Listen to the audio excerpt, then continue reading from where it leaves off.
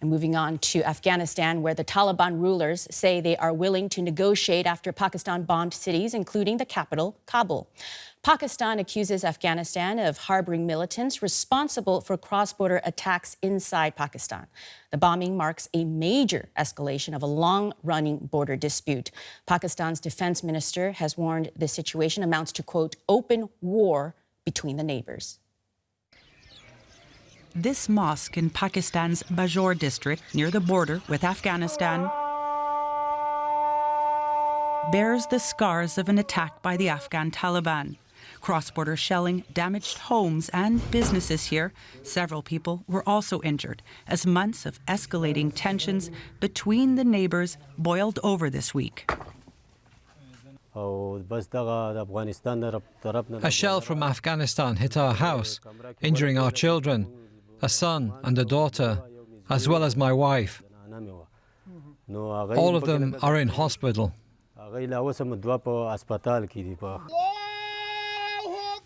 Pakistan's military confirms at least a dozen soldiers lost their lives in Afghanistan's cross-border attacks, but it claims to have killed hundreds of Taliban fighters. The army released this footage purporting to show airstrikes on the Afghan capital, Kabul. It marks the first time Pakistan has directly targeted Afghan military facilities. Pakistan's military says it also hit sites in Kandahar and Paktia province. Although Pakistan's military capabilities are vastly superior to Afghanistan's, the Taliban are adept at guerrilla warfare, hardened by decades of fighting U.S.-led forces before returning to power in 2021. At the heart of this dispute, Pakistan's claim that the Taliban harbors militants who carry out terror attacks in their territory. The Afghan Taliban regime has to make a choice. The question has been with them for a long time, which is whether they want to choose good relations with Pakistan or choose terrorism and terrorists. The Taliban denies it's sheltering militants. It says Pakistan's security problems are an internal issue. It also insists it wants dialogue to resolve disputes with its neighbor. In previous negotiations, a ceasefire was agreed upon, but Pakistan placed no value on it and broke it. We have always emphasized a peaceful solution, and we still want the issue to be resolved through talks. This latest flare-up in hostilities follows a shaky ceasefire brokered by Turkey and Qatar last October, which has now collapsed completely. Donald Trump was asked whether it was likely he would intervene in the conflict between Afghanistan and Pakistan. Have a listen. I would, but I get along with Pakistan, as you know, very well. Very, very well. You have a great prime minister. You have a great general there. You have a great leader. I think two of the people that I really respect a lot. And I think that Pakistan is doing terrifically well, you know. Joining us now is Moeed Yusuf. He's Vice Chancellor of Beaconhouse National University in Lahore, and he previously served as National Security Advisor to Pakistan's Prime Minister. Welcome. We heard Donald Trump there saying Pakistan is a great friend and appearing not to want to intervene. What message is Pakistan hearing from Trump? Yeah, I don't think President Trump is about to intervene. Frankly, the U.S. is probably still jaundiced and jaded with its experience of Afghanistan. I think no external power wants to go back to having an active role, at least militarily, in Afghanistan. And with the regional situation now in Iran, as we're hearing, I think that's not going to happen. The real question here is, how do Pakistan and Afghanistan resolve this issue? Because it's beyond doubt that the Afghan Taliban have constantly declined Pakistan's requests. In fact, the international community's requests not to support terrorism coming into Pakistan and other countries around. And, bizarrely, they've simply just completely denied the fact that this is happening. And when it happens, they kind of turn around and say it's not our problem. The issue for the world, frankly, is that Afghanistan, again, is beginning to have multiple terrorist groups, numbers around 20,000 to 30,000 in total, who have agendas way beyond Pakistan.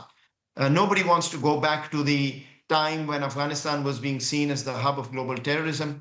In some ways, Pakistan's actions are actually helping the cause of the world as well. But ultimately, it doesn't help the region to continue having war and conflict. And that's why I think Pakistan's constantly raised this issue with Afghan interlocutors. You just mentioned Turkey and Qatar also mediated a ceasefire. But the problem is there is such good intelligence on what happens between Afghanistan and Pakistan on both sides. We know that the Pakistani Taliban are harbored in Afghanistan. We know that they've been attacking Pakistan. About 2,000 Pakistanis have perished, senior military officers included. And frankly, the patience has just simply run out. That's what you've seen in the last 2 days. And yet Afghanistan is saying it wants to negotiate. What are the specific demands Pakistan has for Afghanistan's Taliban government? Simply one, and one only, which is that there should be no cross-border terrorism coming into Pakistan from Afghanistan. Remember, Pakistan is a country that has formally espoused a geo-economic model based on connectivity of the region. It wants to connect to Central Asia through Afghanistan. It's actually supported Afghanistan a lot to create that connectivity. Unfortunately, until we can resolve this terrorism problem, all of that is coming to naught. Pakistan is also losing a lot. Also remember, there's a major social impact. Pakistan has hosted millions of Afghan refugees in the past 4 decades. There have been bonds between societies, shared ethnicities, and it's all turning to hatred over the past 2 or 3 years, unfortunately, because of what's been coming from Afghanistan. And I think Afghans themselves, have seen Pakistan as a country that's perhaps dominated their country. So both of these things coming together, it's a social issue as well. It's not good overall, but I think what is clear from the Pakistani leadership is that if terrorism does not stop from Afghanistan, I think it's going to be the kinetic option now. That part seems very clear in terms of how Pakistan is dealing with this situation.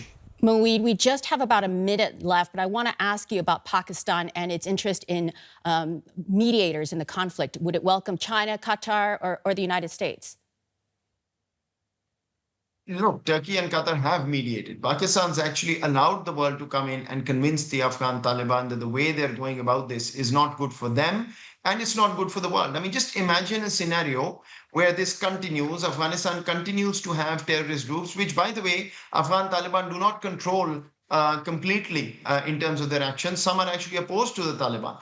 But if you become a global hub of terrorism again, many terrorist groups are not going to be pointing to Pakistan, and soon enough they'll be looking to the West and other countries.